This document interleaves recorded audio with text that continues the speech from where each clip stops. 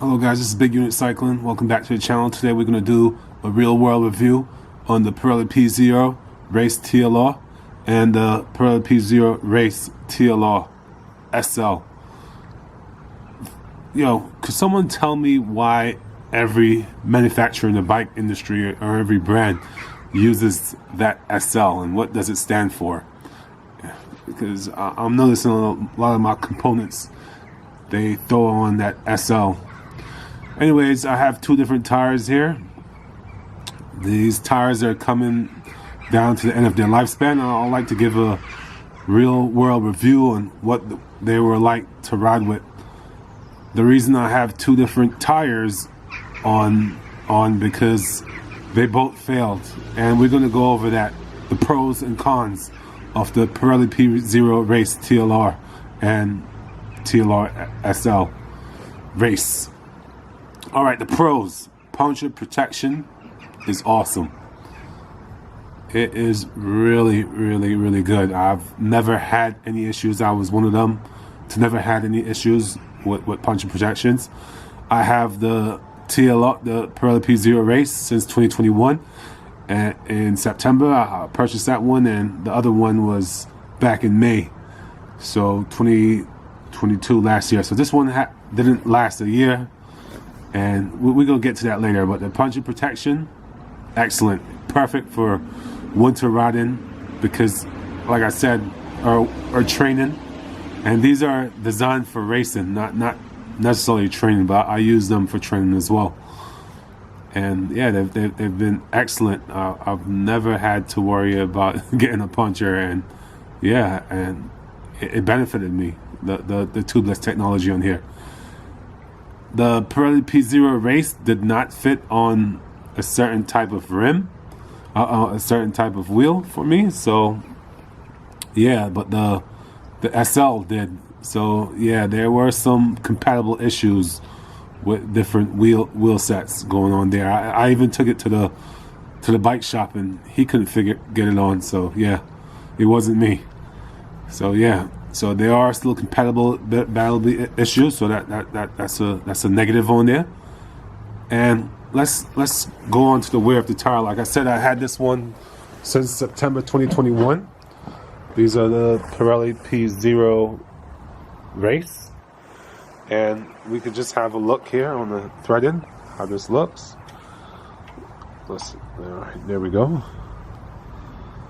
Let's zoom in a bit.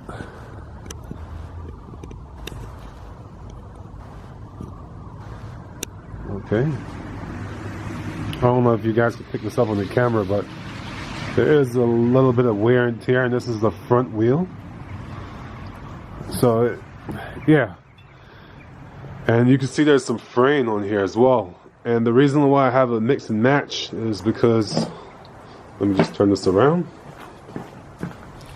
for you guys to see. There's a little bit of fraying right here. If you just look real closely, let me zoom in. If you look real closely right here, you can see a bunch of fraying going on. And that was a malfunction in the last tire. This frayed all the way out, and it wasn't holding the air anymore, so I just had to throw it away. And yeah, you can see that as well. Like, this is coming apart, as you can see right here. I'm just pulling this apart. Look at that. Yeah, so there's a lot of fraying issue going on here, and that happened on the last rear tire, hence the reason I had two different wheels on there. But other than that, if it wasn't for the fraying, as you can see, there's a little bit of holes and stuff where it probably stopped punctures from going through. So the puncture protection is very, very good on this tire. I mean, I got some special sealant on there, but there's no need for a sealant with this, man. It's just how tubeless tires are built, is they're better than clinchers when it comes to puncture protection, and that's without a sealant because of the way they were just designed. They were just designed with a better puncture protection, in my opinion. And let's review the other one. Okay, look at this. This is breaking down a descent at about 50K. And yeah, this is the second time this has happened. That's why I've had, you know, mixed tires on my bike, but that's okay. So yeah, it's a wrap for that. It's done. It's over. And you can see it's very smooth. That line is gone. There was a line in the center.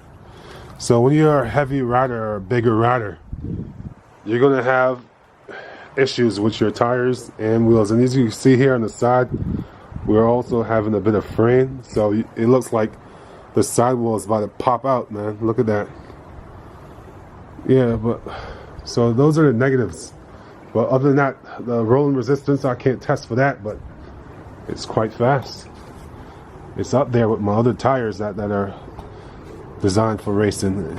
So yeah, if you're into racing and time trial, definitely give this one a look, and you'll get good puncture protection as well, because I've trained in these, rode in all sorts of road conditions, but this is the second time this has happened to me on a tire like this. So will I be buying this in the future again? I don't know, because at the moment it's not really worth it for me to purchase another tubeless. Spring is in the air.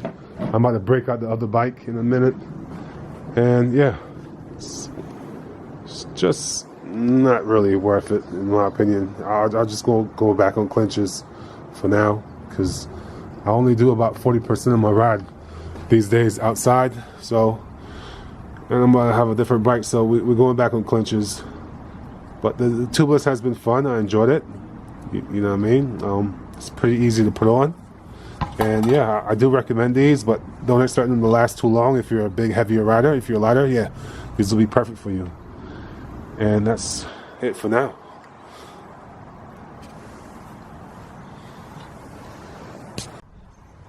Alright guys, remove the tires, and in the rear tire I had the silica sealant in there, and that thing was dried up, man. There was nothing left, just to show you how good these tires are in puncture protection. But just to take away, the sidewalls are really poor. So it doesn't really matter what sealant you have in here. These tires will get the job done. Don't rely on the sealant. It's all on the tires, you know, and that's why I like tubeless, so to speak.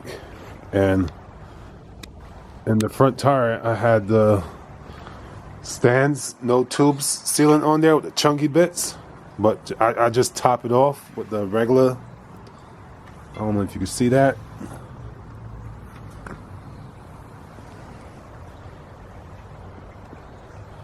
Hold on, let me just fix the camera real quick. As you see in there, I just top it up with the stands non-race regular without the chunky bits, but I don't think that would have protected me if I had a puncher. As you can see, there's barely anything in there. So don't rely on the sealant. You know, you want to rely on good tubeless tires, man. And yeah, these did the job for me. Will I put them back on? I may get another pair of Pirelli P Zero for the winter time. If they're on sale, I might cop them. And yeah, we're gonna rock them if winter comes again. But for now, we're gonna rock the clinchers, because these wheels are easy to change. You know what I mean? If you get a puncher, they're easy to remove and they're easy to put back on. Speed unit cycling, Pirelli P Zeros, they're good. They're super fast for racing, and hella good puncture protection. If you're all about that puncture protection and you want to go fast, these are the tires for you. I'm out.